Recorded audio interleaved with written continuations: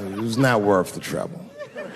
Now I walk into the barber shop and all them black people just be looking at me like, yo, Dave, what's up with your boy? Yo, nigga, yo! Not my boy. Because I don't care if you're a Republican or Democrat, if you support him or not, any objective person is going to have to admit that this motherfucker is having a terrible go of it. It really is. We've had presidents before that have done bad jobs, but this shit is worse than a bad job. It's scary to watch. Holy shit, it's like seeing a crack pipe in your Uber driver's passenger seat.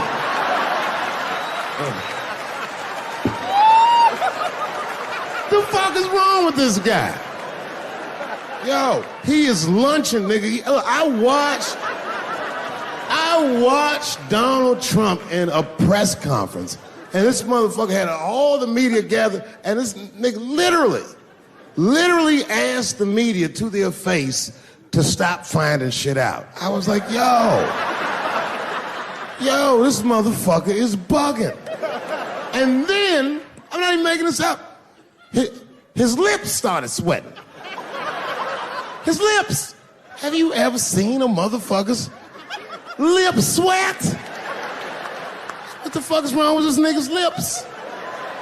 It's like if you're on a plane, right? You ever been on a plane?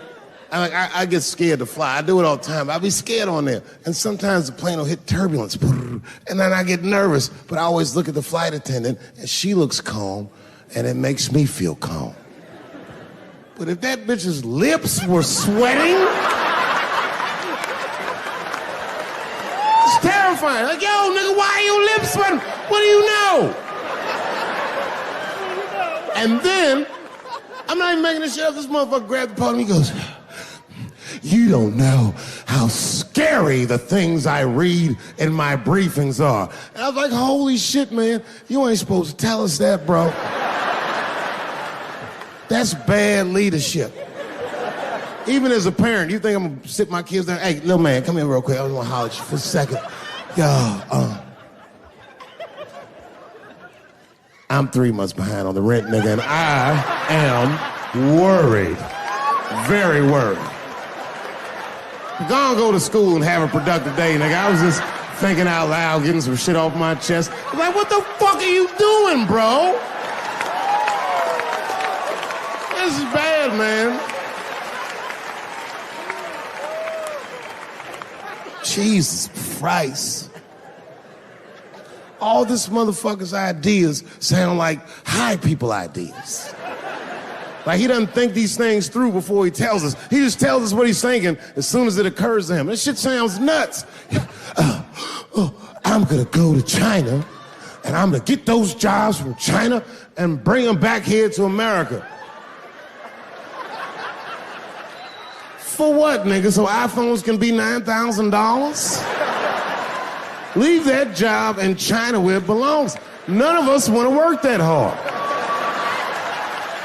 What the fuck is he thinking?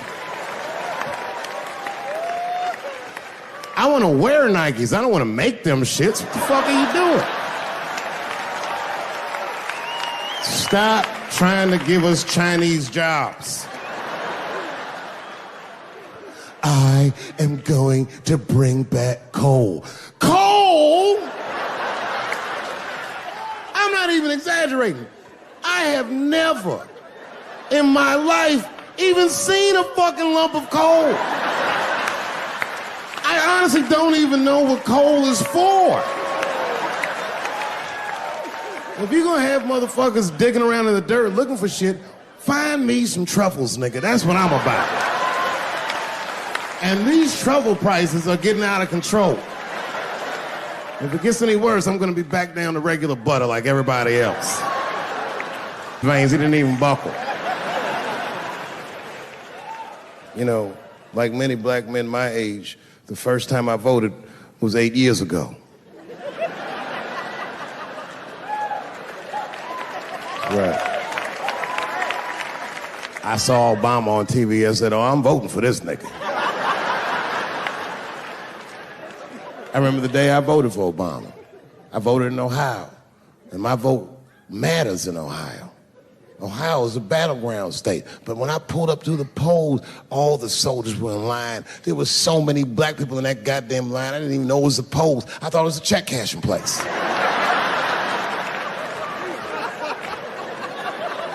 We were hugging each other, and old people were singing hymns and spirituals and shit. It was like the OJ verdict times 10 or some shit. I've never seen black people that happy.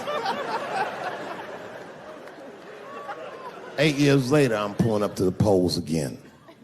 This time, I'm driving a brand new Porsche because the Obama years were very good to me.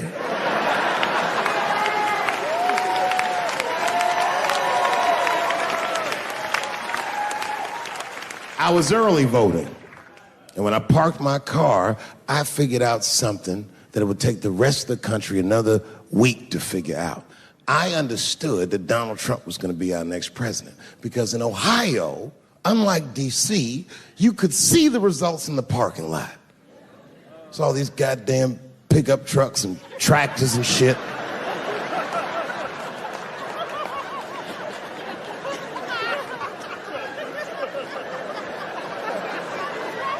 And then I walked up and I saw a long, long line of dusty white people.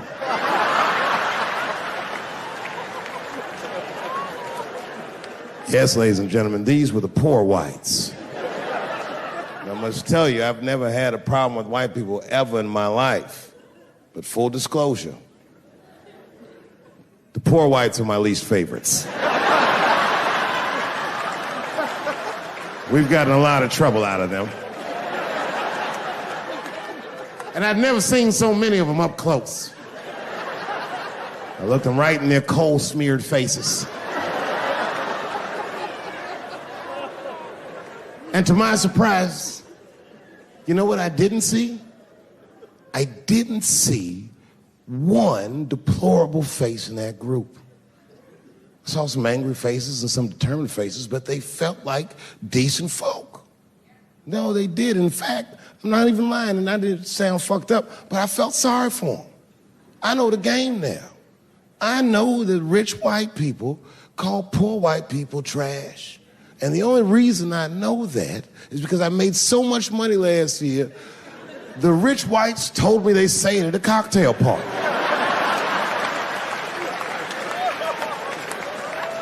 And I'm not with that shit.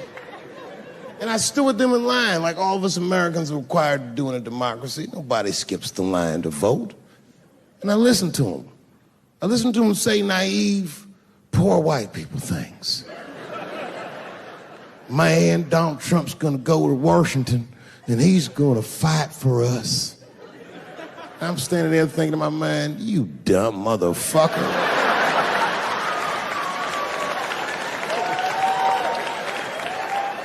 You are poor. He's fighting for me.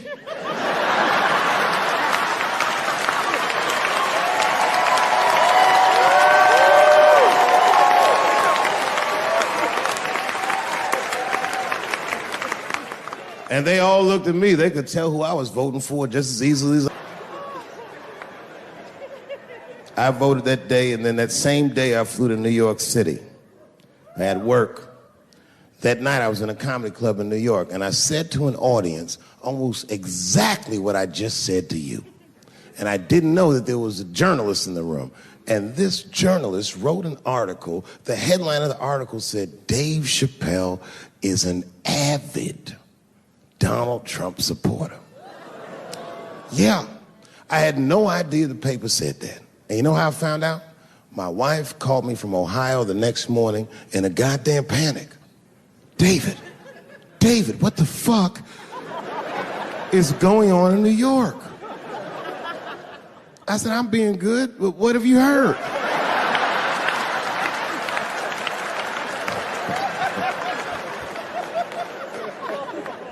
And my wife said, the paper is saying that you're a Donald Trump supporter. I was like, whew.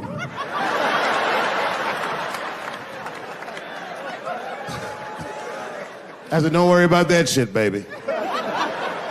Nobody in their right mind would believe that. And she said, no, David, people believe it. And then she started reading the comments to me. Oh, they were terrible. All these black people calling me all kinds of Uncle Toms and shit. I should tell you, buddy, this is a very serious allegation from one black to another. I was incensed. Uncle Tom! How am I Uncle Tom, nigga? You the one that reads The Observer? Anyway, all this shit goes down, and Saturday night rolls around, and now Trump is the president, and I'm hosting Saturday Night Live.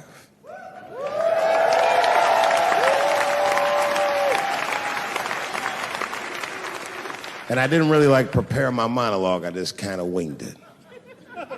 And at the end of the monologue, I don't even remember what I said. I said something like, fuck it, we're historically disenfranchised and we're going to give him, something about we're going to give him a chance if he gives us a chance. I don't know what I said, but whatever I said, I really wish I didn't say that shit. Tell who they were voting for. But do you guys know what we all had in common? Not one of us, not a single one of us, looked like we felt good about what we had to do in that booth. We were just doing our goddamn duty. Yes, I voted for Hillary Clinton. Of course I did. I voted for her because I liked what she said vastly better than I liked what he said. But to be honest with you, at that point, that shit was like watching Darth Vader do the I Have a Dream speech. That bitch is mean as hell. She had already Karate Kid swept Bernie Sanders' legs from underneath him. Boy, it was hard voting for that shit. But it was the lesser of the evils. I know you were a Clinton supporter, Miss. I am sorry to say like that. It didn't feel bad voting for her, but it didn't feel as good as it should have. She was gonna be our first woman president. They were gonna make coins out of this bitch.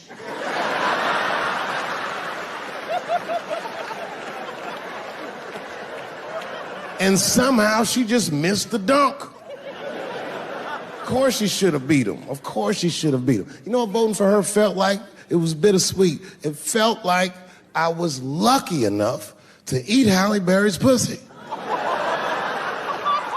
And whilst I was doing so, she fucking farted in my face, man.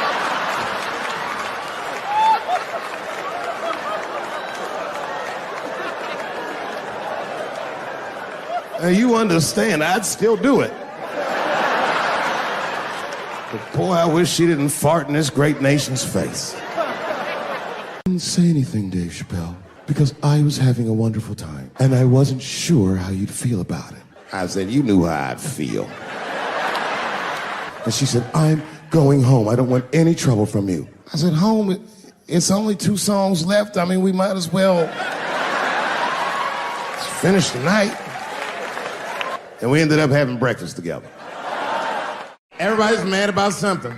Recently, I got attacked online by some gay bloggers, and it hurt my feelings. I have no problem with gay people, but I fucking hate bloggers.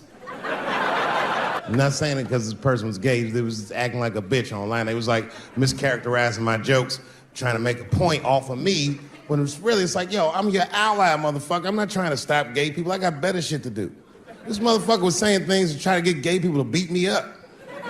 Seriously, he was like, Dave Chappelle's jokes. I don't know how he actually talks when he's making his voice up.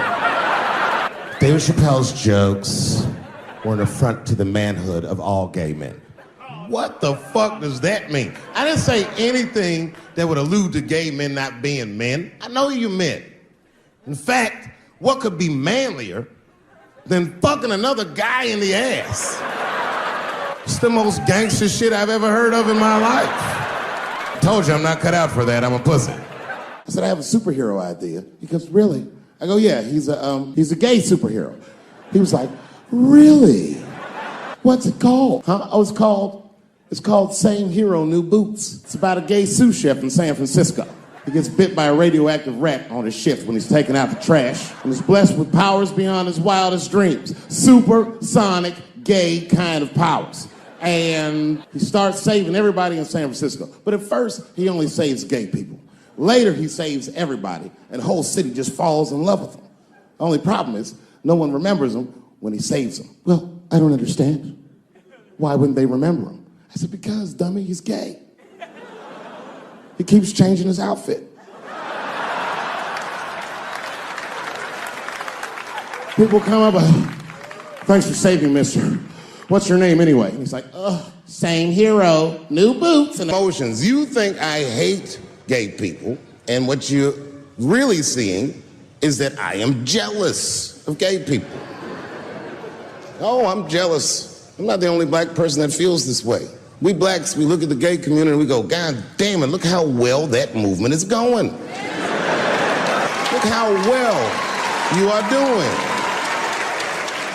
And we've been trapped in this predicament for hundreds of years. How the fuck are you making that kind of progress? I can't help but feel like if slaves had baby oil and booty shorts, we might have been free 100 years sooner, you know what I mean? If Martin Luther King was like, I want everybody to get up on them floats, get your bodies good and shiny. The only reason I ever been mad at the transgender community is because I was at a club in LA and danced with one of these niggas for 6 songs straight. I had no idea.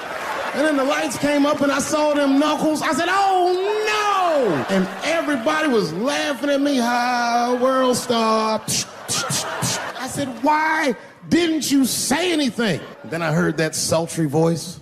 I didn't say anything, Dave Chappelle, because I was having a wonderful time, and I wasn't sure how you'd feel about it. I said, you knew how I'd feel. And she said, I'm going home. I don't want any trouble from you. I said, home? It's only 2 songs left. I mean, we might as well finish the night. And we ended up having breakfast together. Oh, grow up. That doesn't make me gay. I just titty fucked her. His titties are as real as any titties in L.A. It's 2 o'clock in the morning. I was just borrowing a little friction from a stranger. Whoops. And they've canceled people that are more powerful than me. They canceled J.K. Rowling. My God, J.K. Rowling wrote all the Harry Potter books by herself. She sold so many books, the Bible worries about her. And they canceled her because she said in an interview, and this is not exactly what she said, but effectually, she said gender was a fact. And then the trans community got mad as shit. They started calling her a TERF. I didn't even know what the fuck that was. But I know that trans people make up words to win arguments. So I looked it up. TERF is an acronym. Stands for Trans Exclusionary Radical Feminists. This is a real thing. This is a group of women that hate transgender. They don't hate transgender women, but they look at trans women the way we blacks might look at blackface. It offends them. Like, ooh, this bitch is doing an impression of me. I came in the club minding my own business, and a woman came up to me. She goes, oh my God, Dave Chappelle. And I was just being reciprocally nice. Hey, miss, how are you? Blah, blah, blah. Benign talk. Nothing to it. And all of a sudden, this lesbian fellow stepped between us. Hey, nigga, that's my girl. I said, yo, my man, back up like that. She said, I ain't backing up off shit, nigga. That's my girl. I said, bro, you're gonna have to give me 3 feet like this. She said, stop calling me a man, motherfucker. I'm a woman. I said, what?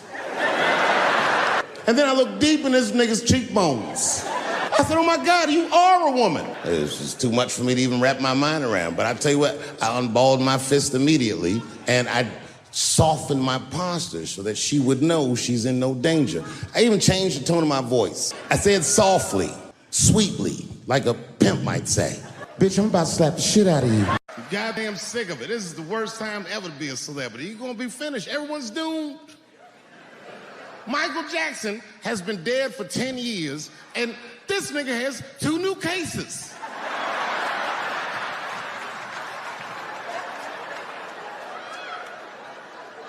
And if you haven't watched that documentary, then I'm begging you, don't watch it. It's fucking gross. I felt like HBO was sticking baby dicks in my ears for 4 hours straight. Really nasty shit. I don't want to know all these things. Turns out, Michael Jackson allegedly likes a long gander at the anus. So they said he stares at people's buttholes. That's what they said. That's how gross the documentary was.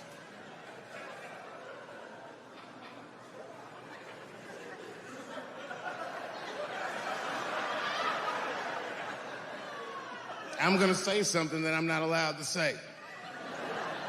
But I gotta be real. I don't believe these motherfuckers. I believe it. But let me qualify the statement. I am what's known on the streets as a victim blamer. You know what I mean? If somebody come up to me like, Dave, Chris Brown just beat up Rihanna. I'll be like, well, what did she do?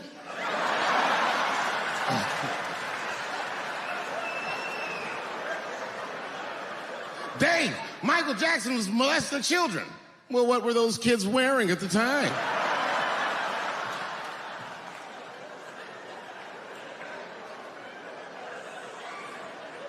I don't think he did it. But you know what? Even if he did do it, you know what I mean?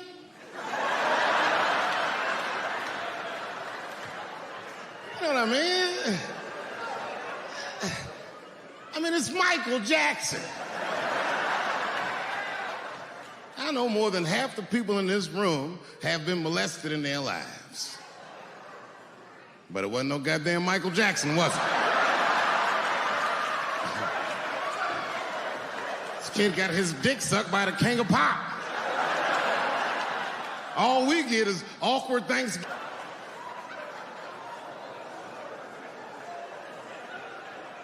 You know how good it must have felt to go to school the next day after that shit?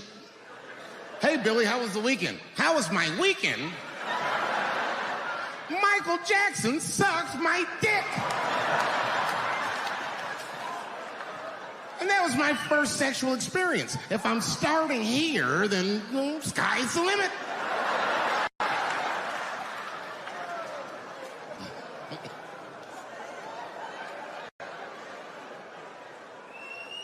I know it seems harsh, but man, somebody's got to teach these kids. There's no such thing as a free trip to Hawaii. He's gonna want to look at your butthole or something.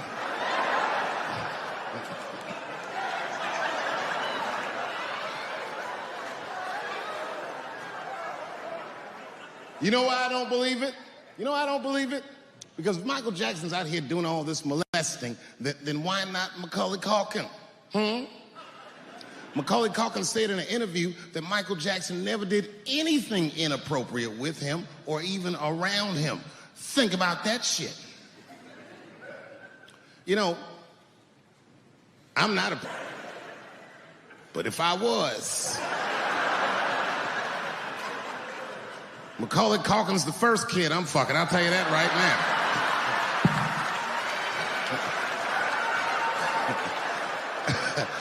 I'd be a goddamn hero. Hey, that guy over there fucks a kid from Home Alone. And you know how hard he is to catch.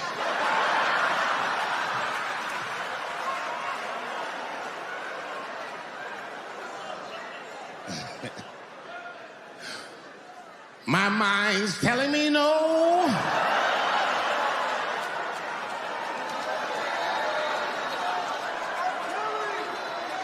Okay, R. Kelly is different.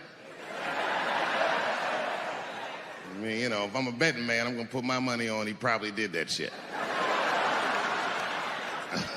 I'm pretty sure he did that shit. You know, it was bad, okay, so a couple years ago, I was doing a show in Detroit, and I'm sitting backstage in my dressing room. A friend of mine comes by, this chick, Dream Hampton. Dream tells me, right before I'm going on stage, she goes, Dave, I'm working on a documentary about R. Kelly. Would you like to be in it? And I was like, nah, bitch, I'm cool. I went on stage, I just forgot about the shit. And then 2 years later, the documentary comes out, Surviving R. Kelly. And when it comes out, Dream's promoting the shit, and she keeps bringing me up. She said, I asked Dave Chappelle to be in my documentary, and he said it was too hot for TV. Bitch, I did not say that. It does not even sound like how I talk. Oh, that's too hot for TV? I would never say that shit.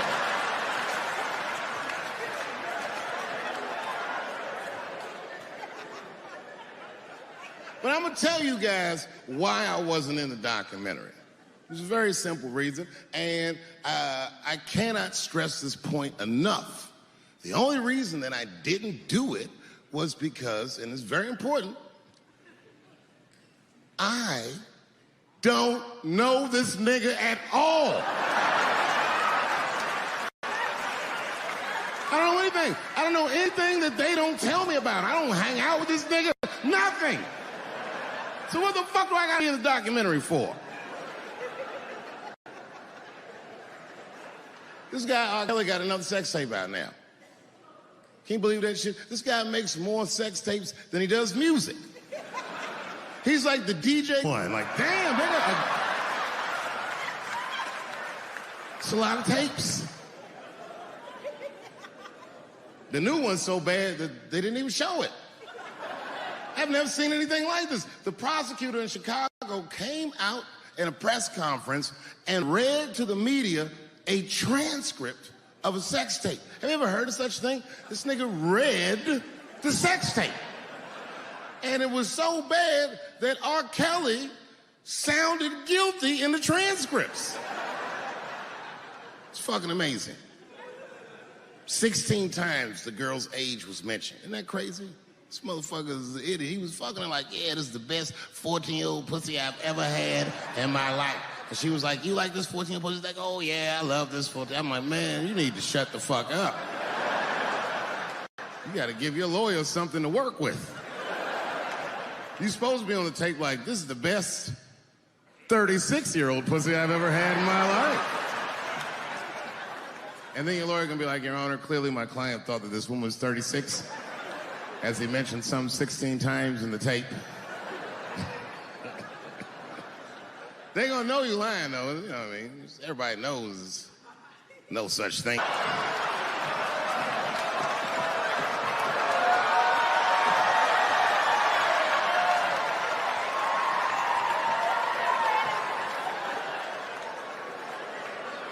And now we get to the core of the crisis. What is a woman? What is that in this day and time? Is there even such thing as a woman or a man or anything? Seems to be a question nowadays. Now listen, women get mad at me, gay people get mad at me, lesbians get mad at me, but I'm gonna tell you right now, and this is true, these transgenders, these niggas want me dead. I've gone too far, I've said too much. And I gotta tell you, I'm very worried about it. I'm not even joking. Every time I come out on stage, I be scared. I be looking around the crowd, searching for knuckles and Adam's apples to see where the threats might be coming from. A nigga came up to me on the street the other day. He said, careful, Dave, they after you. I said, what? One they or many theys? How old is 15 really? Oh, that's a good question. That's a good question. I'm not saying that a person is as smart as they're going to be at 15. That's not what I'm saying, man. But I am saying 15 to me is old enough to decide whether or not you want to be pissed on. I mean, that's me. If you can't make a decision like that by the time you're 15, then just give up, motherfucker, because life is way harder than that. I make tougher decisions all the time. If you don't want to get pissed on, just get the fuck out of the way. It's not even a decision. If I start peeing on the front row, they're not going to have to calculate and think, oh, how do I feel about this? Am I okay with it? They just move. You can do that at 15. I could have. I've been 15. When I was 15, I was doing stand-up in nightclubs. I smoked reefer from time to time. Friends were selling crack. I was trying to finger fuck people. I knew what was happening around me to some degree. Getting pissed on was the least of my worries at 15. Trust me. But it keeps coming up. There's a lot of confusion around that age. Anytime 15 comes up, people freak out. Like when that girl, Elizabeth Smart, got kidnapped. Right? Remember in Utah last year, 15-year-old girl Elizabeth Smart was kidnapped, and then they finally found her, and the whole country was relieved. And I was the only one saying, damn, she wasn't that smart after all. Not because she got kidnapped. That could happen to anybody. I'm not knocking her for that. I'm just saying, if you kidnapped me when I was 15, You gotta take me further than 8 miles away from my house, man. God damn. Can't hold me prisoner around shit I recognize. I'll break away. I'll break away. Fuck off me, nigga. That's my bus stop. I know where I'm at. I'm going home.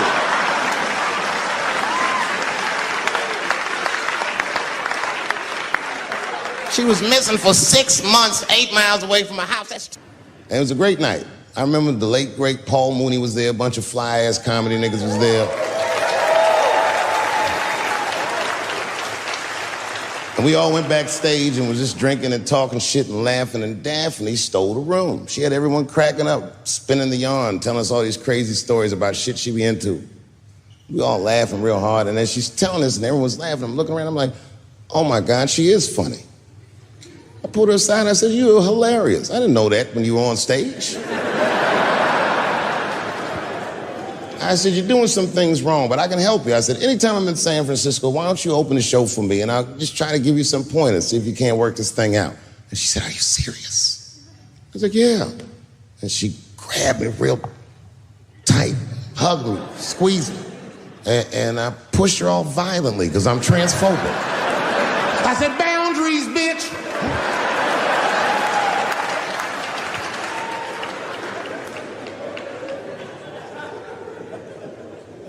When Sticks and Stones came out, a lot of people in the trans community were furious with me, and apparently they dragged me on Twitter. I don't give a fuck, because Twitter's not a real place.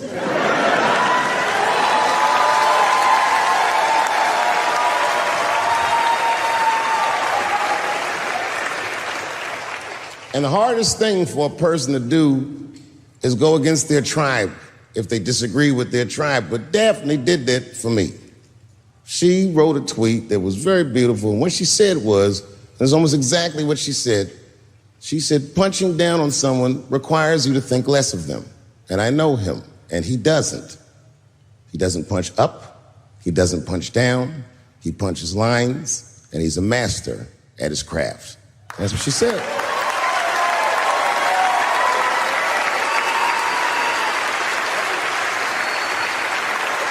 Beautiful tweet. Beautiful friend. It took a lot of heart to defend me like that. And when she did that, the trans community dragged that bitch all over Twitter. For days, they was going in on her, and she was holding her own because she's funny. But 6 days after that wonderful night I described to you, my friend Daphne killed herself. Oh, yeah. It's a true story. My heart was broken. Yeah, it wasn't the jokes. I don't know if it was them dragging her. I don't know what's going on in her life, but I bet dragging her didn't help. I was very angry at them. I was very angry at her. I felt like Daphne lied to me. She always says she identified as a woman, and then one day she goes up to the roof of a building and jumps off and kills herself. Clearly, only a man would do some gangster shit like that. Hear me out.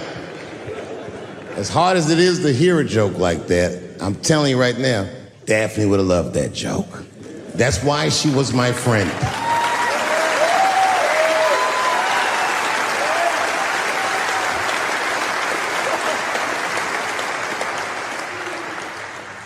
I was reading her obituary, and I found out she was survived by a daughter.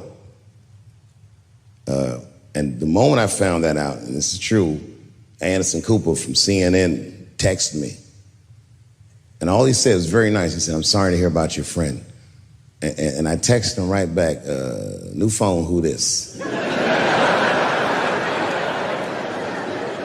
He said, it's Anderson Cooper. I said, oh, Anderson. I go, look, I need to find her family. And he texted me right back with all the phone numbers and all this information. I say this to say, if you ever want to know about anything gay, call Anderson Cooper from CNN. This nigga is faster than Google.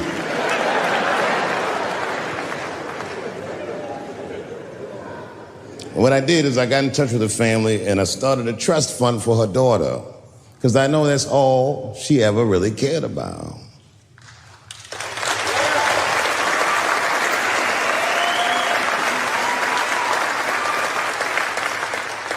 And I don't know what the trans community did for her, but I don't care, because I feel like she wasn't their tribe.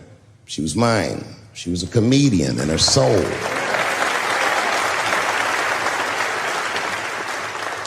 Her daughter is very young, but I hope to be alive when she turns 21, because I'm going to give her this money myself.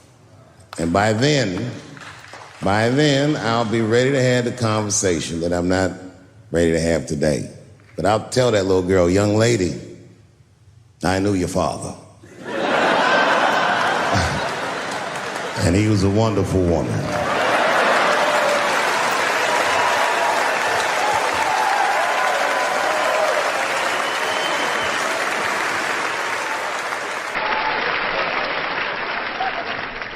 Sometimes, sometimes racism works out in black people's favor. Now, it doesn't happen often. It happens very rarely, but when it happens, it is fucking sweet.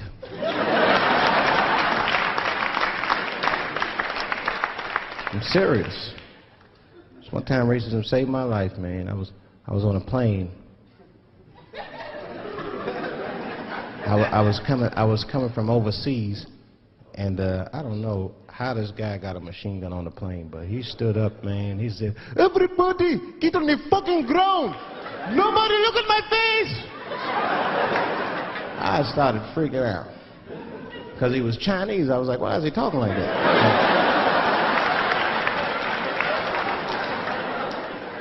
He was screaming and crying.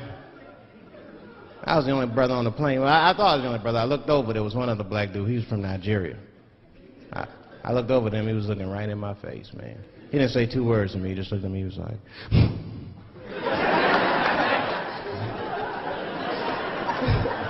He didn't need to talk, I knew just what he was talking about. I looked right back at him, I was like...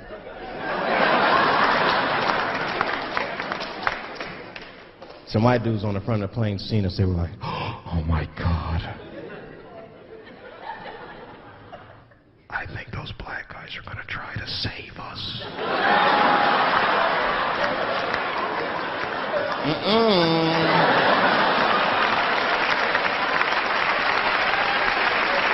We were just communicating that we understood the situation. We were both seeing the same thing. What we understood was simple. Terrorists don't take black hostages. That's the truth. I have yet to see one of us on the news reading the hostage letter and shit. They is treating us good. We all chilling and shit. I'd like to give a shout out to Ray Ray and Big Steve and Central Newport.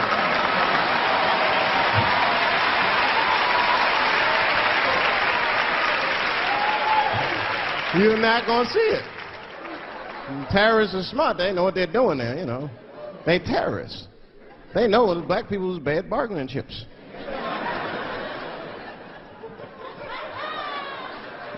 They called the White House. Hello? We have got 5 black... Hello?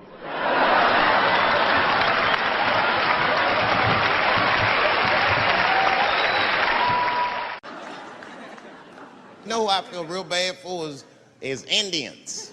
Everybody feels bad for Indians. They get dogged openly because everybody thinks they're dead. These motherfuckers are not all dead, all right? With my own eyes, I've seen a gathering of 1,500 Native Americans. They were all gathered in one place. The place is called Walmart in New Mexico. There's Indians there. I'd never seen Indians before. I wasn't even sure if they were Indians. It's fucked up, but I asked one of them. It's not nice, but I seen him in the sports section looking at bows and arrows. I had to say something. Excuse me. I don't mean to be rude. Are you an Indian? And he was cool. Yes. Yes, I'm Indian. Still didn't believe him. I had to test him to be sure. This is fucked up. But I had a gum wrapper in my pocket, so I balled that shit up and I threw it on the floor. And a single tear came out his eye. I said, oh, shit. I had so many questions. So what tribe are you from? I am a Navajo. I said, word. I studied you in social studies. You're a hunter-gatherer, correct? He said, I guess so. That's what you wish to call it. I said, why? What do you call it? He said, I am an alcoholic.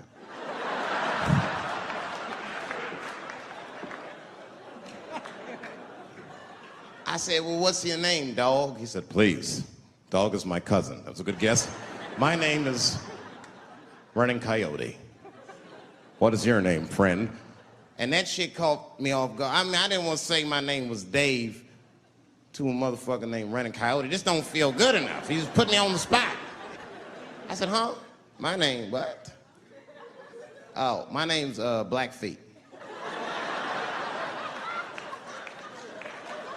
Then I changed the subject. Forget about me. What's going on with you? I want to meet your chief. Why don't me, you, and your chief and your friends get together tonight? We could have a real live peace pipe smoking ritual. We need to celebrate, nigga. I thought you were dead. And he set it up. It was beautiful. It was just like I dreamed. We was all sitting around. Them Indians was beating the drum. Some other Indians came out the back with a long blanket that was folded in half and put in front of us. Opened that shit up, and on the blanket was a long wooden pipe with feathers.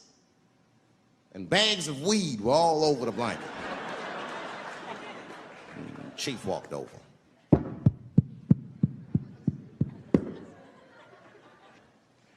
The big ones are 50. The little ones are 25. And these are 10.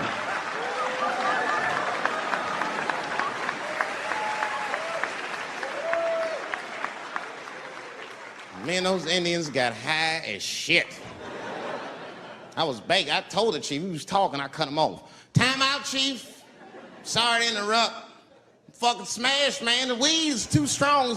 I'm itching. This is PCP, nigga. The spirits have got me. Chief, the spirits have got me. And the chief threw some water in my face. Calm down, blackface. Splash! I said, hey, it's Blackfeet, motherfucker. Take it easy.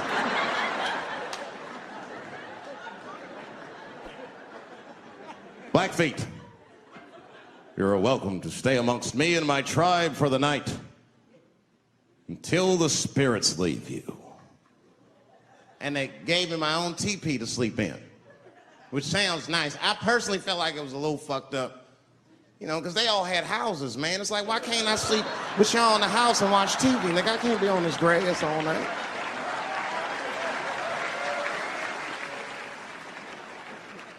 Yeah, Indians is rude, man. Everybody's rude. Indians, they eat nasty food. All they ate was corn and shit.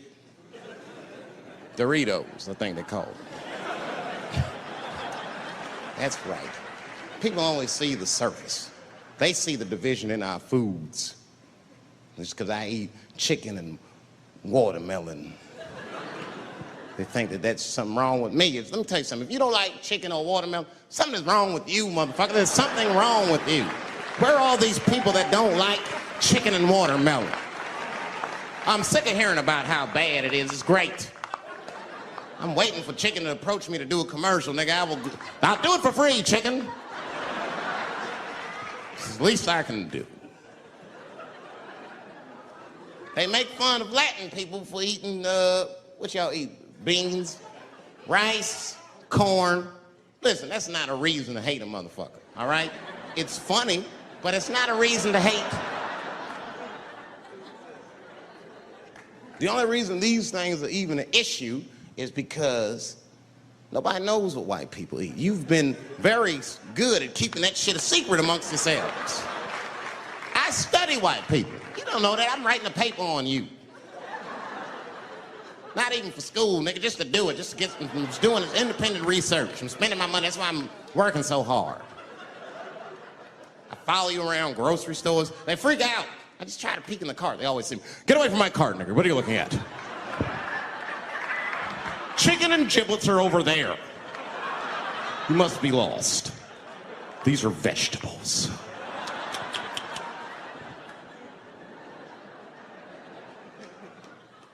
I know what you drink. See how quiet I got?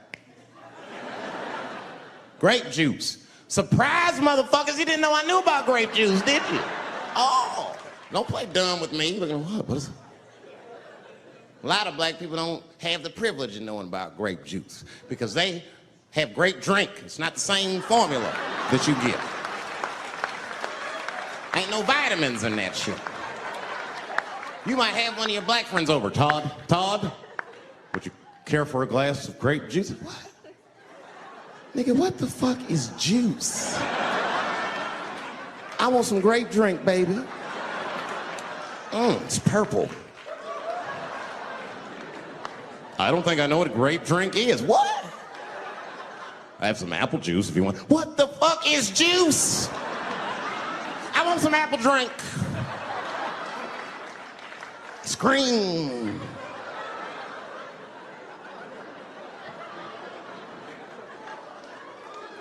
Remember that commercial for Sunny Delight when all the kids run in from outside playing? And they all run to the fridge. All right, I got some purple stuff, some Sunny D. As soon as you say Sunny D, all the kids go, yeah! Watch the black kid in the back. If you ever see that commercial again, look at that black kid. He'd be like, I want that purple stuff. That's drink, nigga. That is drink. They want drink. I want all them vitamins, nigga. I want drink. Sugar, water, purple. That's the ingredient. Sugar, water, and of course, purple. It's too fucking much. I got a lot of things to talk about tonight. First of all, I've stopped smoking weed.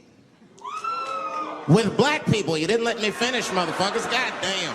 I'm sorry, black people, to break the news so publicly, but I can't smoke with you anymore. Every time I smoke weed with my black friends, all you talk about is your trials and tribulations.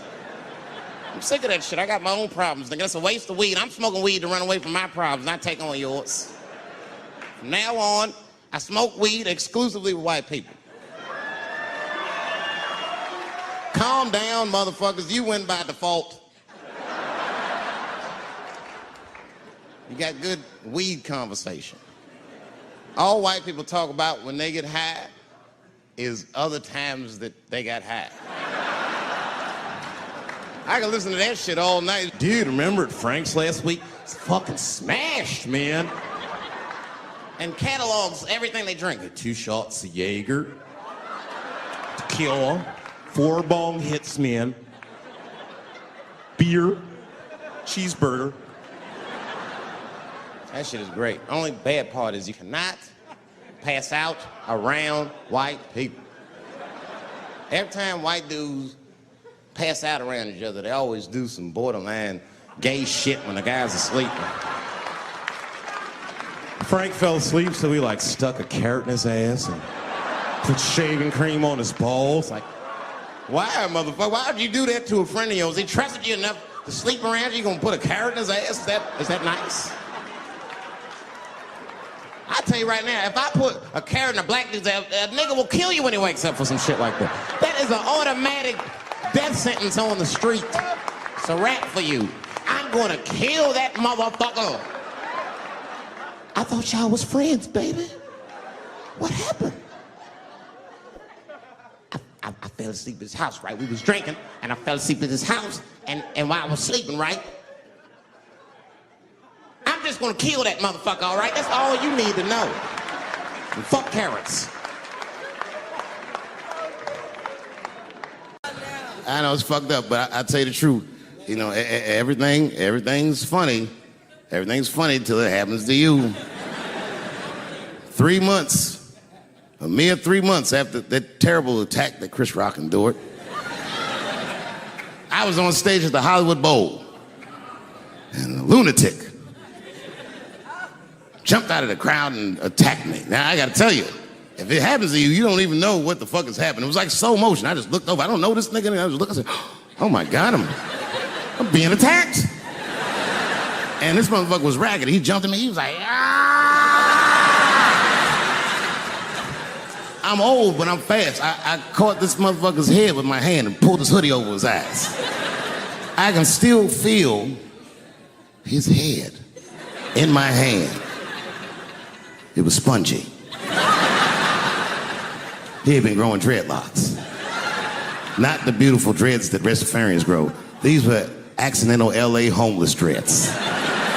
This shit had leaves and sticks and bottle caps and shit in it. Some kind of grease.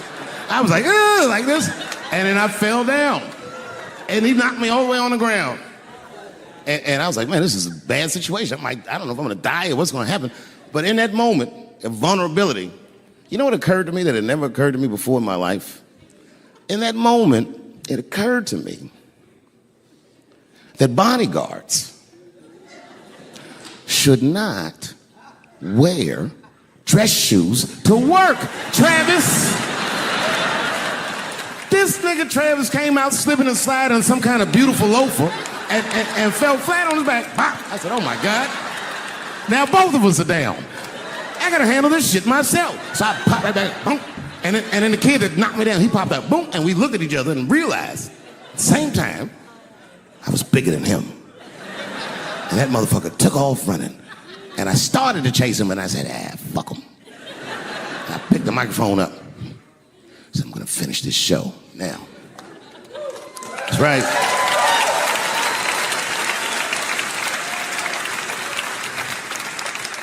For 3 months before that, I'd been making fun of Chris Rock.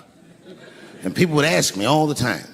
They'd say, Dave, what would you do if you were Chris Rock and Will Smith slapped you in the face? And to this day, the answer is the same. Well, I don't know what I would have done. I've never been in a situation that extreme. But I do know now what Will Smith would not have done. And that is enjoy the rest of his evening. Man, listen. We gave that kid a good while. We was whooping his ass. Not we, I mean, I was on stage trying to think of a joke to tell, but they was beating this nigga up right behind me. Everybody could see it. Everybody could see it. And I'm sitting up there trying to think of what to say. And I'm tongue-tied. Me, of all people, can't think of anything to say. Look at my karma. Just that moment. Of all the people in the world, Chris Rock walks from backstage, walks up to me in front of 20,000 people, grabs the mic out of my hands and looks at the crowd and goes, was that Will Smith? Man, motherfuckers fell out of their chairs laughing. I was standing there looking stupid. I was fucking furious because I'm thinking in my mind, nigga, this is my attack. You got attacked 3 months ago. Now you have jokes. So I snatched the mic back from Chris and tried to get one off, but my shit did not go good at all. I didn't know what to say. I was just like, it was a trans man. And the crowd was like, boo. It's LA, we like trans people, boo. I know, I felt so bad. I felt so bad. But I know why I did it. You'd have to be there to understand, but man, when that guy tackled me, it was like it's like a movie or something. You gotta picture this. Picture a famous person you like. Every famous person you could imagine was at that show. It was like the biggest night that Hollywood had ever seen. And when that guy tackled me, he cleared the bleachers. I had to watch the tape afterwards to know this happened, but as soon as he tackled me, Jamie Foxx was the first motherfucker that jumped out of the crowd. He was wearing a white cowboy hat like he knew this shit was gonna happen to him.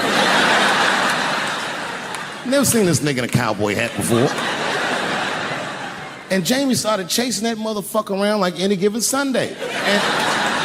And that kid was fast as shit, was juking and shaking, and he broke Jamie's ankles, and he just kept running. And then Jon Stewart from The Daily Show ran from backstage and jumped at this motherfucker like Super Jew. He was like, ah! And the kid seen John coming, so he jumped back, and John went flying that way. And this kid was fast, and then he turned around. He sees the emergency exit. He starts running for the emergency exit. Just before he got to the door, motherfucking Puff Daddy from Bad Boy Records jumped in front of the door. That nigga was like,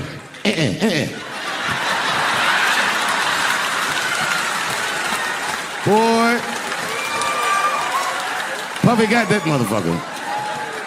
And then every celebrity just ran out because every celebrity saw themselves in me and they just started beating the fuck out of that kid.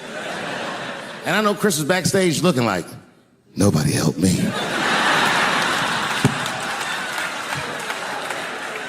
Everybody hates Chris.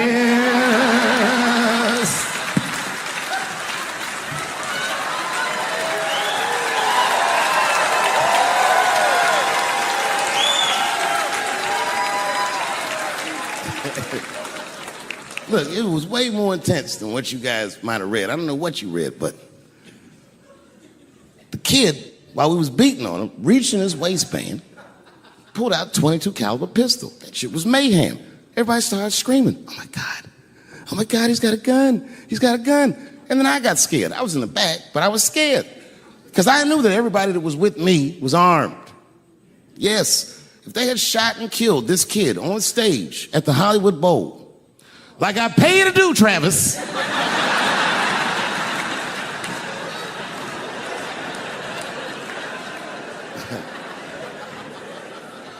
But Travis G'd up. Travis wrestled the gun out of the kid's hand, and then he took it like this and tried to chamber the round, and he couldn't. So he pulled the trigger, and it wasn't a gun. A knife blade popped out of the front. I guess this kid was gonna stab me. Some scary shit. So the next night, even though I didn't have a show, I said, I gotta get right back on stage. And I went and did a show. And someone in the audience screamed out, Dave, what happened with the attack? And I didn't know there was a journalist in the room. All I said was that this nigga had a knife that identified as a gun. I got 6 more weeks of bad press for that joke. I didn't even do nothing to this nigga. That was not right. That was not right. And then the New York Post went to the jail and interviewed my attacker like he was some kind of hero. And I read that interview. It turns out the entire attack was my fault. Yes, I triggered him. I didn't mean to. I had done jokes about the homeless. It turns out this young man was homeless. And I mean, there's no way I could have known this. But I will say, for a homeless guy, this nigga had incredible seats.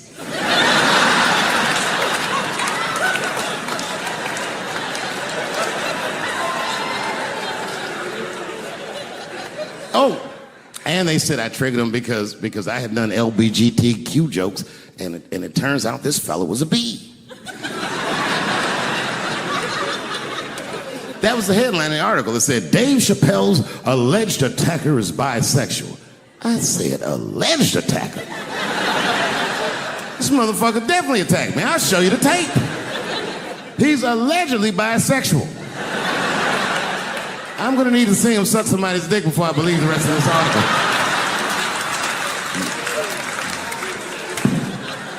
I read that shit in the paper. I was horrified. I was like, oh, bisexual? I could have been.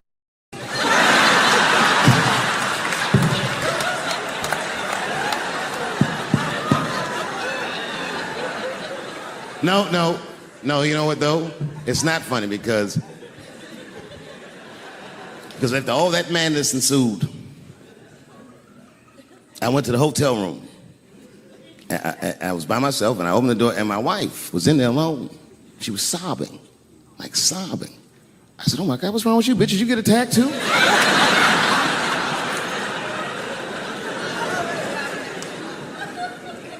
And she's crying. She said, oh my God, David. She said, if you had died tonight, me and the kids would have nothing.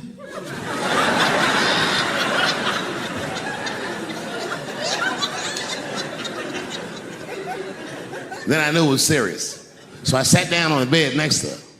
And I reached in my pocket, I pulled some keys out that she had never seen before. She said, what are those keys? And I gently placed them in her hands. I said, sweetheart, those are the keys to my safe deposit box. God forbid anything ever happen to me. But if it does, don't even worry about it. You and the kids have everything you need in that box. I've already taken care of it. And she was looking at them keys, and I could see her mind realize what we were actually talking about. And then she just started crying harder. And to be honest with you, that made me cry a little bit too. And we hugged each other real tight.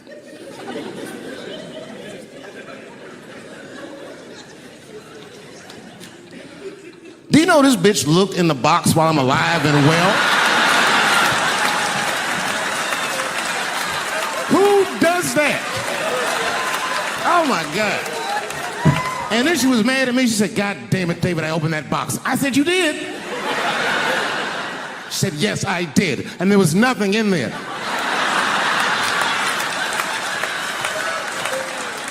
I said, nothing? Oh. She said, nothing except your stupid joke book. I said, whoosh. I said, well, sweetie, look. If you tell those jokes exactly how they're written, you and the kids should be fine. They're really good jokes.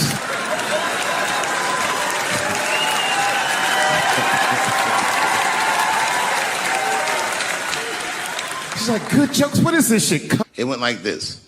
Ladies and gentlemen, this next young man coming to the stage is starting his comedy career tonight. Who knows? We may be witnessing the birth of a star. Please welcome DaveChappelle.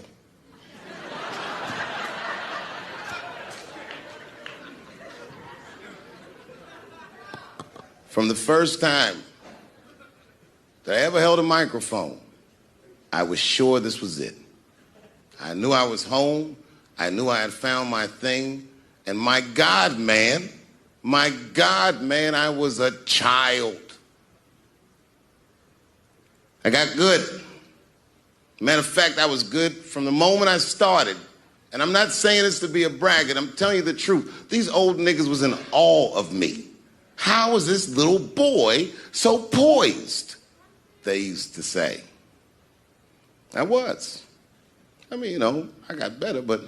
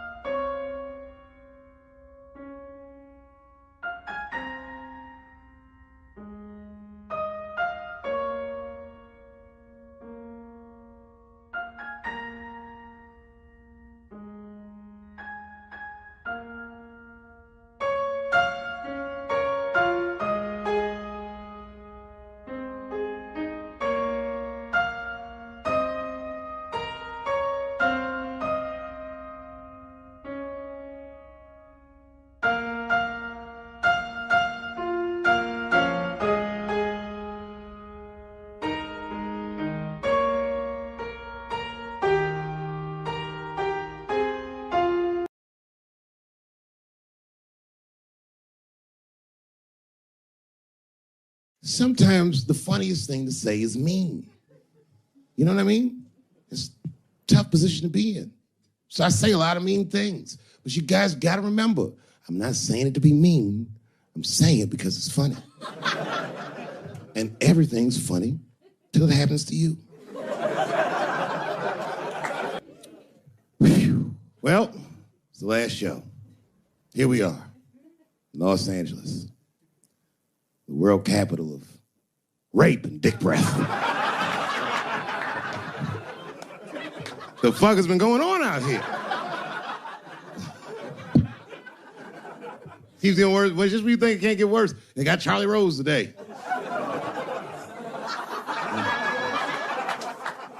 It's gonna be a quiet morning on the news tomorrow. Charlie Rose, who's next? Captain Kangaroo? Everybody is raping like hotcakes. I, for one, am starting to get worried. You know, I've been in show business 30 years. I had no idea how much danger I was in. It's really some scary shit. I gotta tell you, Harvey Weinstein's probably the first person that I ever looked at a photograph of and was like, yeah, he rapes. I'm not sure this motherfucker has a choice. Not a handsome man, not a lot of meat and extra skin on his face. Yeah, he's ugly. You know the sad part is, he's done so well in life, he probably doesn't know he's ugly. You know, when you're good looking, everybody will tell you, oh, you look wonderful, you're so great looking. But when you're ugly, you gotta figure that shit out for yourself. It's a lot of putting clues together through the years. Why am I not getting in the club? I got all the right shit on.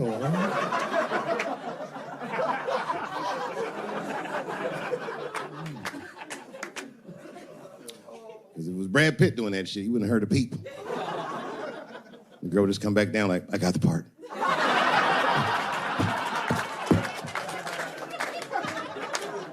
Yuck.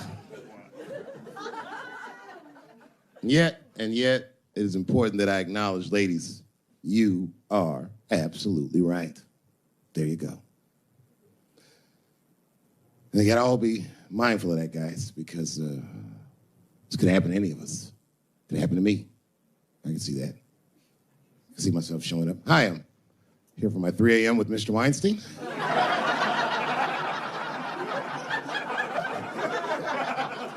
Hey, Harvey, I got your text. I'm here to talk about the script. Seems like it's gonna be hard to read in candlelight, but I guess I could try.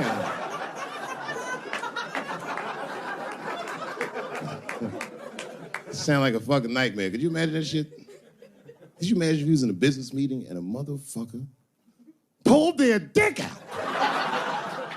In the middle of the meeting, I'd be like, yo, my man, this is the most unprofessional shit I've ever seen in all my days. Just let me finish, DaveChappelle. I'll put you in all 3 Lord of the Rings.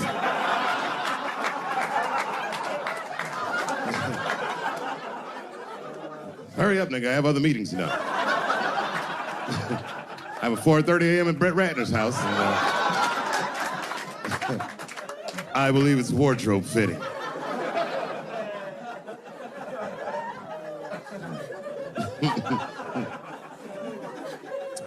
Wow. I mean, it is really bad out here, isn't it? Kevin Spacey's out here grabbing men by the pussy. I didn't even know that was possible. Jesus Christ. You got the guy from Star Trek, The Next Generation. That's who we got. Last time, it sounds like he was more than that, but that's who set it off. He's 14 years old, and Kevin Spacey cost him at a party, which I gotta say, by the way, for the record. Been to a lot of parties in my day. Never been to a good one that had 14-year-old boys in it. Not even when I was 13, you know what I mean? Who wants to kick it with a bunch of hubba-bubba chewing niggas like, having a good time, nigga. Yeah. Ironically, the kid grew up to be gay anyway, which means Kevin Spacey can sniff that shit out like a truffle pig. Yeah, he's one of me. And not the victim blame, but it seems like the kind of situation that a gay 14-year-old would get himself into. I know I didn't say that right, but it's true, nigga. Like, you know why I say that though? Because I went to an arts high school, and like all them niggas was gay, man. Like in high school, all them dudes was gay, and them gay dudes was way more mature than the rest of us, and we didn't know why. We just knew they was mature. You ever see a gay dude at lunch? Perfect posture, nigga sitting there. Eating responsible. And then take that thermos out. He'd be like, what the fuck is that? Is this nigga drinking wine with lunch?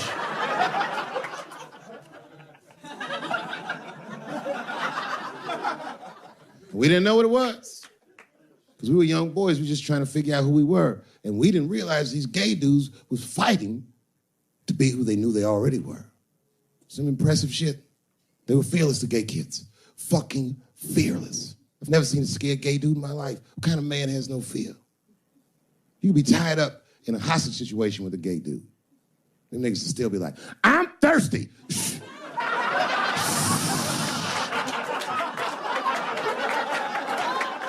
I'm thirsty, David. I need something to drink.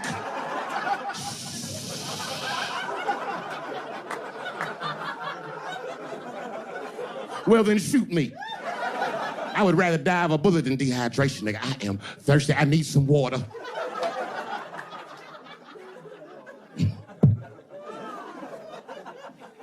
All jokes aside, Kevin Spacey shouldn't have done that shit to that kid.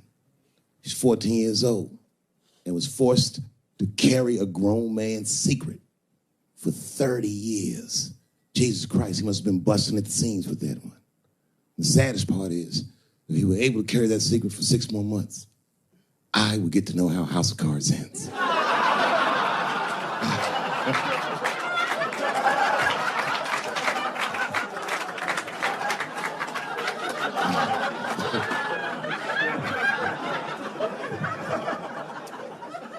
Yep, ladies and gentlemen, these are dark times. New York Times said that Louis C.K. jizzed on his own stomach. Now, I've busted a lot of nuts in my day. None of them were newsworthy. Shit was really gross, because they didn't just say it like I said it. They didn't just say jizz on the stomach. They said it in that fucking Pulitzer Prize-winning style that the New York Times has. It was very descriptive, like, you know what I mean? Louis C.K.'s semen shot out like a volcano of misogyny, slowly drizzling down like lava, covering his freckled penis as it slowly dripped to a fiery crown of red hair. Jesus Christ, I'm trying to eat some huevos rancheros, and these niggas is...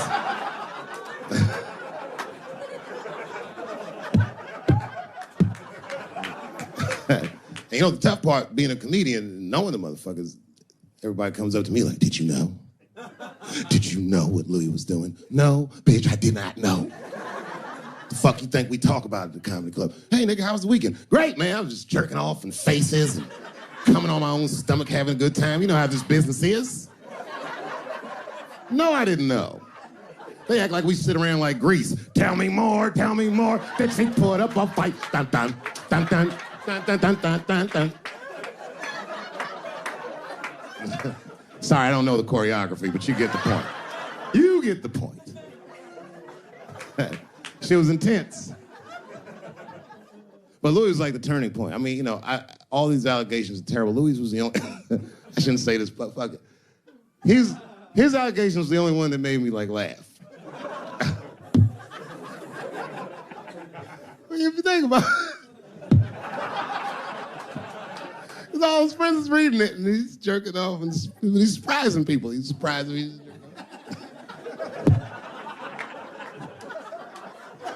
I just picture all the comics in comedy just reading it like, what?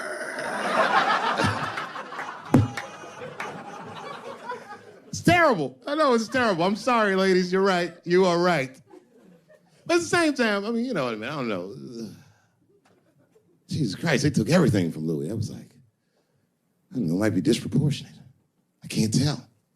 I can't tell. This is like where it's hard to be a man. One lady said, Louis C.K. masturbating in front of me. ruined my comedy dreams. Word. Well, then I dare say, madam, you may have never had a dream. Come on, man, that's a brittle spirit. That is a brittle-ass spirit, nigga. That shit is too much. It's a grown-ass woman. You know what this shit is like? It's like COINTELPRO. You know what that is? It's a program that the FBI had under J. Edgar Hoover. In this program, one of the many things they did was they would track the sexual habits of anyone they considered an enemy of the state. It was a lit button. That's why they got all these fucking sex tapes for Martin Luther King fucking bitches. But lucky for us, he actually had a dream. You think if Louis C.K. jerked off in front of Dr. King, he'd be like, I can't continue this movement?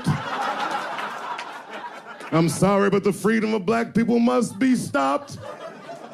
I didn't know this nigga was gonna pull his dick out and jerk off like this. I just thought we were gonna get a couple of drinks and chill. Show business is just harder than that. Them women sound like, I hate to say it, y'all, they sound weak. I know it sounds fucked up, I'm not supposed to say that, but one of these ladies was like, Louis C.K. was masturbating while I was on the phone with him. Bitch, you don't know how to hang up a phone?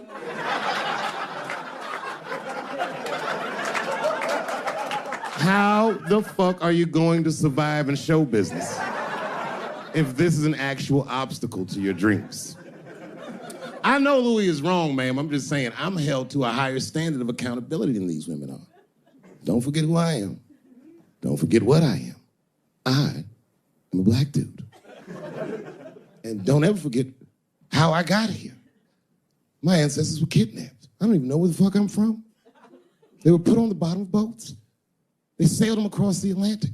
Many of them died. Only the strongest survived. And once they got here, they beat the humanity out of my people.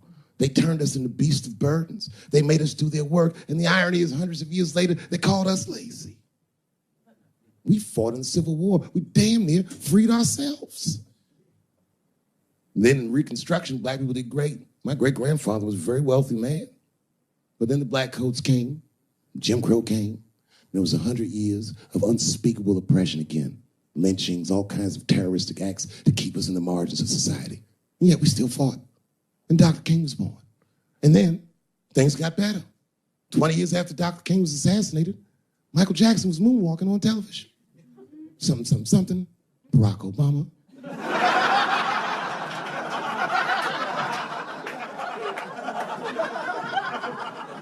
And Donald Trump, and now here we all are. 400-year nightmare. Took us 400 years to figure out as a people that white people's weakness the whole time was kneeling during their national anthem. That's a brittle spirit. That's right, nigga. On the rock, it's regular. Ah! Ah! What are you doing, nigga? Stand up!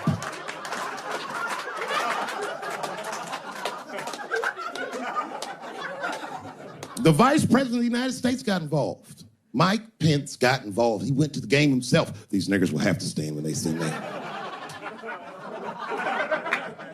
And all them football players looked up in the stands and saw Mike Pence and said, Mike Pence, come on, y'all. Wu-Tang. Bow! Oh! Foiled. Brittle spirit. I could kill every white person in America at one time. You know how I'd do it? I would just wait for the Super Bowl. And right when they sang the national anthem, I'd have O.J. Simpson walk to the 50-yard line with them bad knees. Is that O.J. Simpson on the field? What the hell is he doing here? Oh, I know what he's gonna do. Stop him!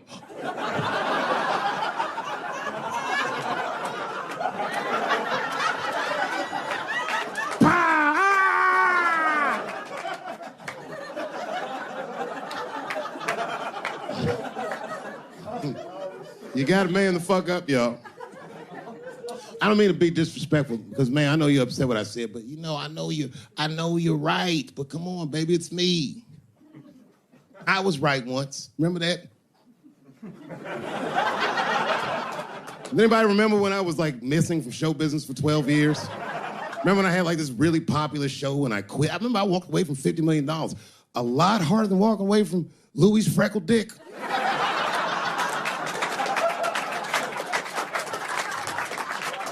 I didn't know that I'd ever work again. And yet here I am tonight. Did my dream die? No. I remember that shit. You don't remember that when I quit my show? Remember when on the way out the door I said, something's wrong in Hollywood. I believe they said I smoked crack. That's right, I remember. Remember they called me crazy. So really, you know, you're right, ladies. Congratulations. Enjoy it. And they're coming for you, bitches. They're coming for you. There's one person that's uncomfortable. You know who's the most uncomfortable motherfucker in the room? The nigga that's right. I was right at an orgy once. Nobody fucked me.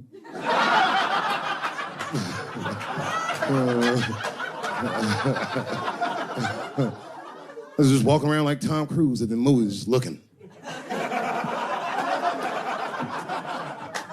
And ruin the whole orgy by accident. It's easier to ruin an orgy than you think. All you gotta do is wait for it to get kind of quiet and then go, ew.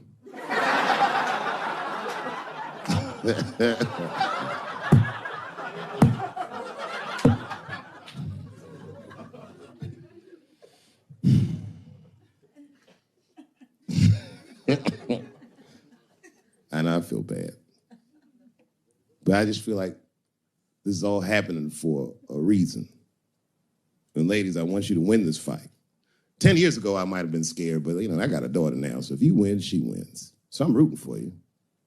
And I agree with you. At least ideologically, I do. I don't know if you're doing it just right, but I mean, what am I to say? I don't think you're wrong. I just think that you can't make a lasting peace this way. You got all the bad guys scared, and that's good.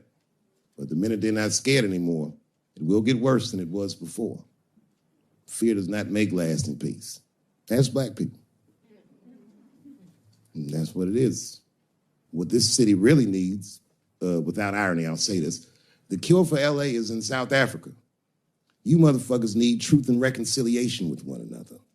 Because the end of apartheid should have been a fucking bloodbath by any metric in human history, and it wasn't. And the only reason it wasn't is because Desmond Tutu and Mandela and all these guys figured out that if a system is corrupt, then the people who adhere to the system and are incentivized by that system are not criminals. They are victims. And that the system itself must be tried. But because the how systems work is so compartmentalized as far as information, the only way we can figure out what the system is if everybody says what they did. Tell them how you participated. Because men want to help, they're just scared. Because Ben Affleck tried to help. Hey, what happened to these ladies is disgusting. Oh, nigga, you grabbed a titty in 95. All right, fellas, I'm out. Fuck that, I ain't helping. I just want to help. I want to be a good guy. Like, I can't even say the word Me Too anymore. The nigga tonight was like, Dave, I'm going to the comedy club. I was like, I am also going to the comedy club.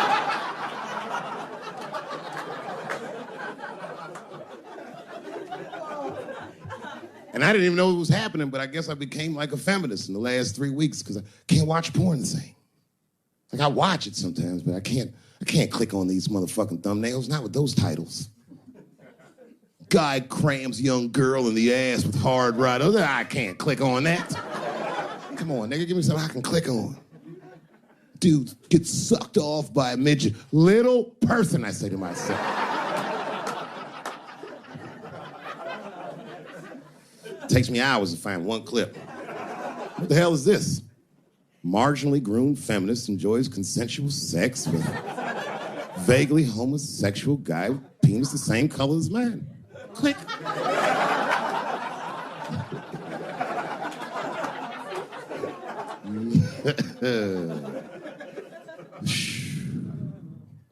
You notice a lot of black dudes haven't been getting Me Too. I don't want to jinx myself. You know why, though? Obviously, black women go through the same thing, right? The reason is because black women from slavery won't tell on us because they know that no matter how bad we black dudes are, white dudes are very mean. They're scared to see us get punished. My wife is Asian. She'd tell on me in a goddamn second.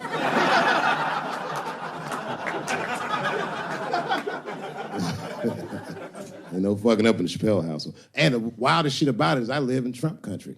I live amongst the tiki torch whites, poor white people. And I'm rich. If it's ever pitchfork time, nigga, I'm in a lot of trouble. And nobody in my family believes me. I be trying to tell the kids, man, we gotta run these drills. They're like, we don't want to run your stupid drills. Too bad, son, you have to. Tiki Torch Whites come upside, what are you guys supposed to do? Come on, Dad, what are you guys supposed to do? Squint our eyes and stand next to Mom. That's right.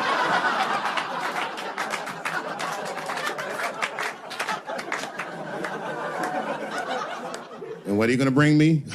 Your gun and your groundskeeper uniform. That's right. I'll go outside and see what they want.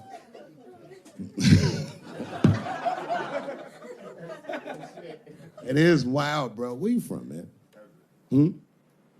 Where you from? New York. You from, what, Manhattan? Brooklyn. You are from Brooklyn, aren't you? You look like you can rob somebody with a hammer.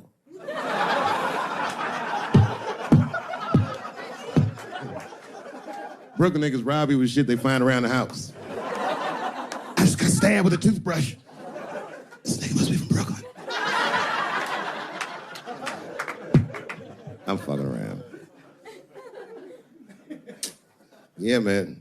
Well, you ladies are right. To be honest with you, your lives look terrifying to me. They do, man. I know nothing about being a woman, but I know fear. Yo, I used to live in New York when I was 17. And I couldn't even pay my bills. You know what I did to make money? I used to do shows for drug dealers that wanted to clean their money up. And one time I did a real good set, and these motherfuckers called me in the back room. They gave me $25,000 in cash. I was probably 18, 19 years old. I was scared. I thanked them profusely. I put that money in my backpack. I jumped on the subway and started heading towards Brooklyn at 1 o'clock in the morning. Never been that terrified in my life. Because I never in my life had something that somebody else would want. I thought to myself, Jesus Christ, if motherfuckers knew how much money I had in this backpack, they'd kill me for it. Then I thought, holy shit. What if I had a pussy on me all the time?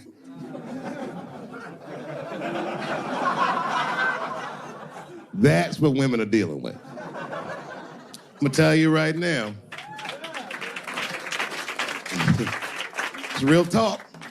If them same drug dealers gave me a pussy and said, put this in your backpack and take it to Brooklyn, I'd be like, nigga, I can't accept this.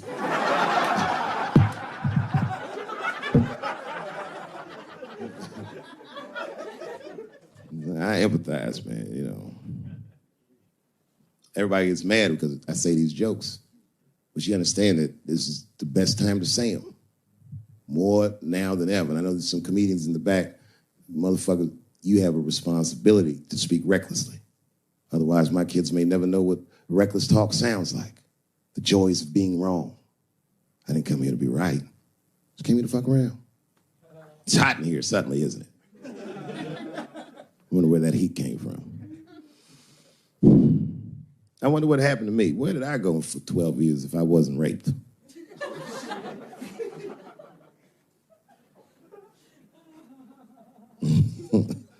Maybe there's something else going on. Maybe these rapes aren't even the worst of it. Wouldn't that be something? Wouldn't that be something? You can go ahead and go to the bathroom, Brooklyn. You don't need to hear this shit.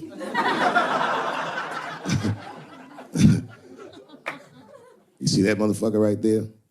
He's under an enormous amount of pressure. He is. Just being big and black with that hairdo, nigga, motherfucker's a suspect for everything. Except white-collar crime.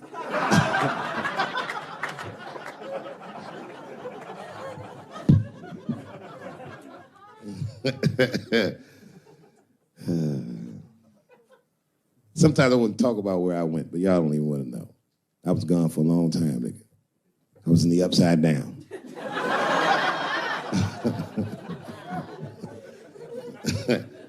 Scary being a white dude now, isn't it? A little bit, no? Well, you're not gonna get me too. But you know what I mean? It's funny for black dudes to see white people go through this because this is how it always is for us. All my heroes is either murdered by the government or registered sex offenders. Sad, I know, man. But we've already been through it, like Michael Jackson. Remember when they said all that shit about Michael Jackson? They never proved anything till his dying day, but they said that he did some very heinous things. And one time I watched a documentary about it. They were talking about all this shit Michael Jackson allegedly did. And as they were saying all these allegations, they started showing pictures of his home, the Neverland Ranch. You ever seen Michael Jackson's house on television?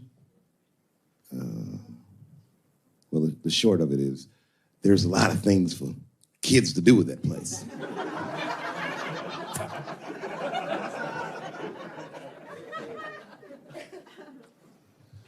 And I saw the whole thing, exotic animals and Ferris wheels and merry-go-rounds and shit. And the more they showed it, the more certain I was that I don't think Michael Jackson did any of those things they said he did.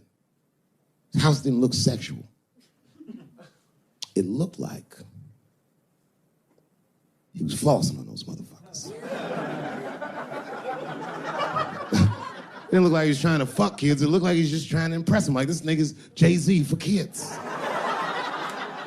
Like, he's just walking through his house. This is my cotton candy machine. It makes 3 tons of cotton candy a day. You know, all the cotton candy you want. This closet is filled with nothing but custom-made karate slippers. Isn't that cool? Shall I have my monkey bring us more cupcakes? Hey guys, let's watch a movie. What movie do you want to see? Home Alone. Oh, no, don't touch the DVD player. Macaulay Culkin's here, he can act it out. Come on, Macaulay. Act out Home Alone for my guests. And them kids was like, man, you are all right, mister. This is fantastic, man. We had you all wrong. All wrong? What? I don't understand. What do you mean? Huh? Oh, well, you know, man, we thought it was going to be the usual. Like, you're going to have us come over and give us some wine cooler and, you know, suck our dicks. What? Suck your dick? Oh, you faggot-ass kids. Why trying to suck your dick, nigga? I was trying to show you a better life. Bubbles, get these kids the fuck out of my house. You're just like everyone else. Hollywood is no place for moral absolutism. You know what I mean? We must never forget that R. Kelly peed on a 15-year-old girl. And he also wrote, I Believe I Can Fly. Same guy, same lifetime. If I showed you that video of him peeing on that girl and scored it to I Believe I Can Fly, he'd be torn. I used to think that I could not go on. You would know how to feel. If I can see it.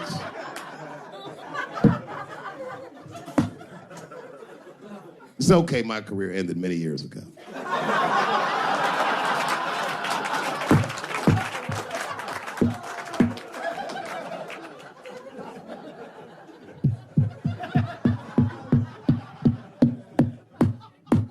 Order. No, I'm terrible. I'm sorry, everybody. I'm sorry. You want to know what happened to me? Yeah. Nah. It's tempting, but I don't want to talk about it. Maybe at the end, when I run out of things to talk about.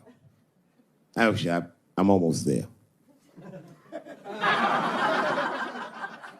I'm just trying to tell you what happened to me was not, I just didn't have a good go of it. I don't know what you guys think happens when you quit a successful show like this. I'll tell you what doesn't happen. They don't go, hey, well, good luck with your future endeavors. That's not what happens. It was cold out there. For real, I had to watch it all go down without me. I had to watch all those people do my show, Key and Peele and Amy Schumer and Mind and Mencia. Well, I'm not going to say they were doing my show. I'm just saying they were awfully similar. I was mad. And people would come up to me on the street and be like, yo, nigga, just every once in a while. Most people thought I was crazy, but sometimes people come, yo, nigga, you did the right thing, man. You my hero. Nigga, I don't want to be your hero. I want to be rich.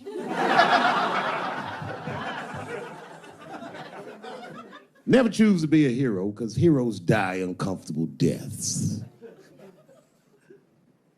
All I wanted to be was Paul Revere. I just needed one heroic moment, you understand? Paul Revere's ride was only one night. And then 40 years of him being like, hey, y'all, remember that time everybody was asleep and I was up and the British was coming? Boy, it's a good thing I was awake, nigga. Everybody be dead.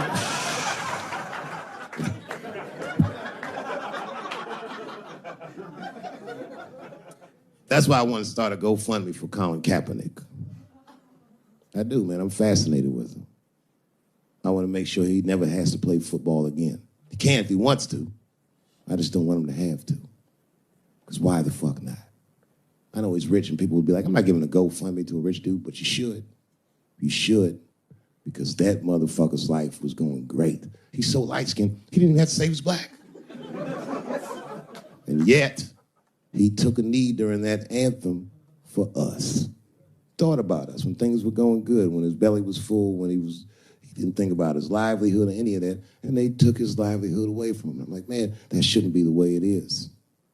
Every fucking person that takes a stand for somebody else always gets beat down, and we watch it. Over and over and over again, we watch it. But we should pay those motherfuckers for blowing the whistle. Because they make our lives better. And we could change the narrative. We could make one motherfucker have a good outcome for doing the right thing. And that would make another motherfucker be brave enough to do the right thing. And if you did that, the niggas like Harvey Weinstein wouldn't rake for 40 years because bitch went a stupid-ass part. We should take care of each other. Wouldn't it be nice to be like, remember that time they was going to kill Jesus, but then he got all that money?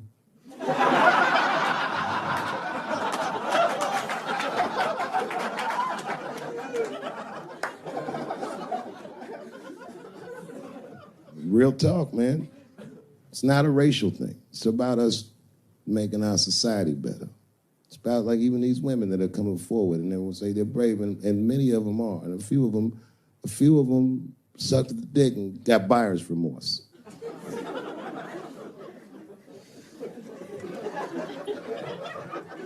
Yo, that's a huge omission from this narrative. This wouldn't have gone this far if some women weren't willing to do it. You can't ask every woman to hold the line. Some women can carry things heavier than others. So we should fight for one another. We should forgive the ones of us that are weaker and support the ones of us that are stronger. And then we can beat the thing. When you guys keep going after individuals, the system is going to stay intact. You have to have men on your side. And I'm telling you right now, you're going to have a lot of imperfect allies. I'll tell you what happened, but I can't say it directly. There's a book, to me, that encapsulates my entire experience before I left the show. And the book is called Pimp. It's written by a guy named Iceberg Slim. Yeah, bring it up here. This is Matthew. Matthew is from France. He's white. And yet, he has an original copy of this book written by a black American who was a pimp in the 40s. Iceberg Slim, his real name was Robert Beck. He got the name Iceberg because he was in a bar in Chicago and there was a shootout in the bar and a bullet went to this nigga's hat and he still finished his drink. Pimps love shit like that. They said, man, you ice cold. And he said, I like that. And it stuck. This book is so heavy in the front. It has a glossary of pimp terms because the ideas are so foreign to the American ears. For instance, do you know what the phrase mileage on a hoe means? Of course you don't. Mileage on a hoe is a very wild concept. It means that pimps understand there's a finite amount of bad shit a person can do before they'll lose their fucking mind. And a good pimp can look at a woman that he's never seen before and call it. She's good for 500 fucks. That's her mileage. Anything over that, that bitch is gonna spill. They do it to you. Why the fuck you think most of us work from 9 to 5? Because 9 to 6 might kill a bitch.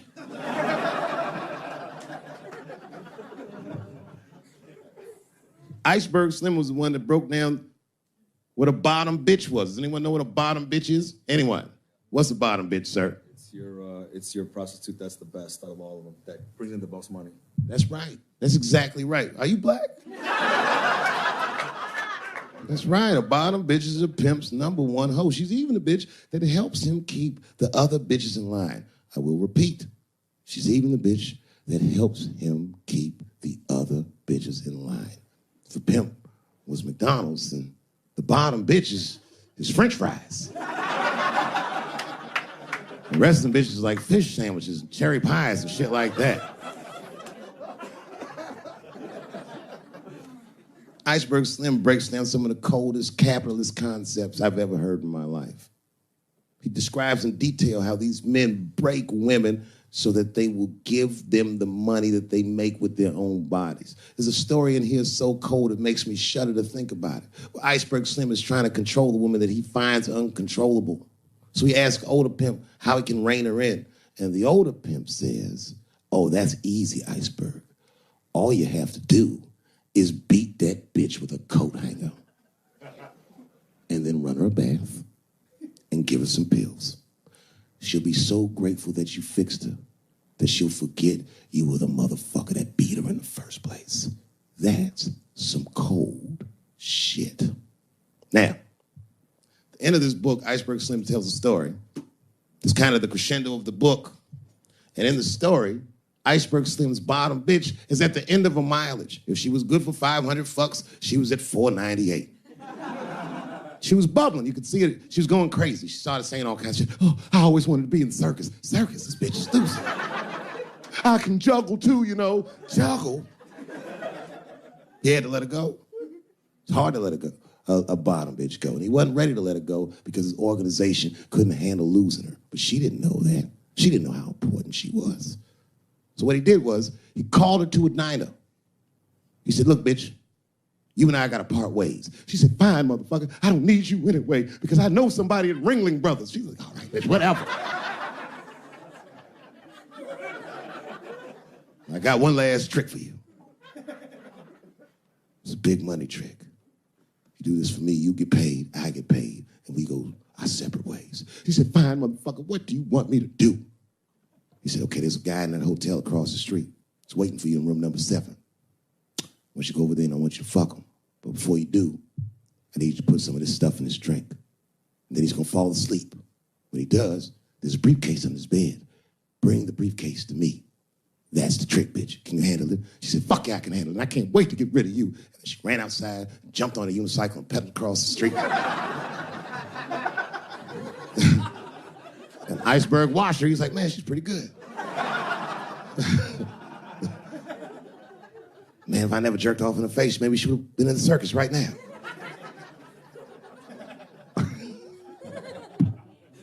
And she runs up to the motel steps and she disappears in room number 7. She's gone for a real long time. Real long time. So long, in fact, that Iceberg got a little worried. But then, suddenly, she came back. He said, what's going on, bitch? Where's the briefcase? She said, I didn't get it, Daddy. He said, what do you mean you didn't get the briefcase, bitch? What's wrong with you? She said, oh, I did everything you said, but that man don't look right. Something wrong, Daddy. He said, what do you mean something's wrong, bitch? Did you put that stuff in his drink? She said, I did everything you said, Daddy. I put all of it in his drink. He said, wait a minute, bitch. Wait a minute. You put all of it in his drink? Now he had to see for himself. So the two of them go across the street to the motel, and they go into room number 7, and on the bed, laying lifelessly, is the white man that she was supposed to fuck. And Iceberg said, you right, bitch, she don't look good. What the fuck? So he called a friend of his that was a doctor that was close by. And the doctor came in, gave the guy a thorough examination, and told them both what was obvious. Slim, this motherfucker is dead. Oh, God, Daddy. Oh, no. Oh, no, we killed him. He said, calm down, bitch. We didn't do anything. You killed this motherfucker. And then he reached under the bed and he grabbed the briefcase. He popped it open. It was filled with money. More money than any of them had ever seen. And Iceberg took a little bit of the money and gave it to the doctor. And the doctor...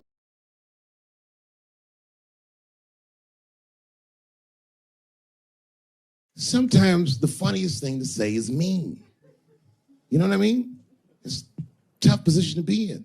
So I say a lot of mean things. But you guys got to remember, I'm not saying it to be mean. I'm saying it because it's funny. And everything's funny till it happens to you. Whew. Well, it's the last show. Here we are, Los Angeles, the world capital of rape and dick breath. The fuck has been going on out here? Keeps getting worse. But just when you think it can't get worse, they got Charlie Rose today.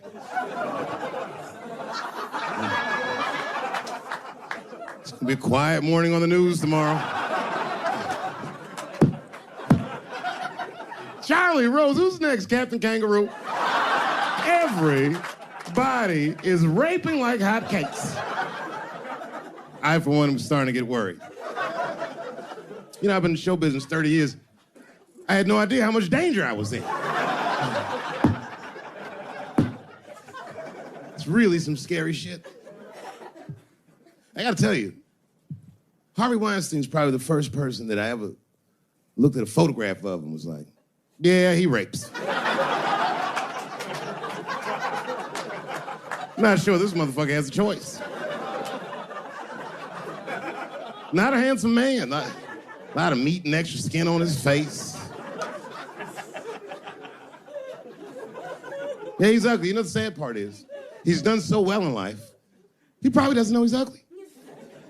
You know, when you're good looking, everybody will tell you, oh, you look wonderful, you're so great looking. But when you're ugly, you gotta figure that shit out for yourself. It's a lot of putting clues together through the years. Why am I not getting in the club? I got all the right shit on.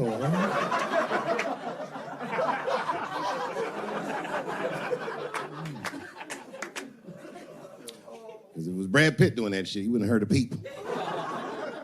The girl would just come back down like, I got the part.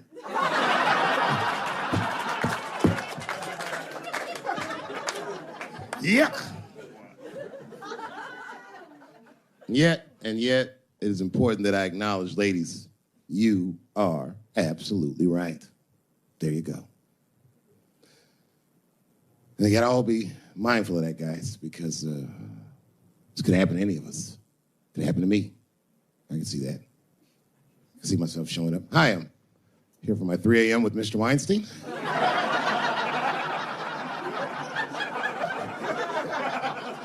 Hey, Harvey, I got your text. I'm here to talk about the script. Seems like it's gonna be hard to read in candlelight, but I guess I could try.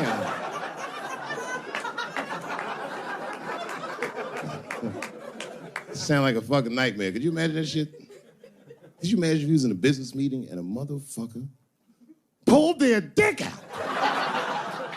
In the middle of the meeting, I'd be like, yo, my man, this is the most unprofessional shit I've ever seen in all my days.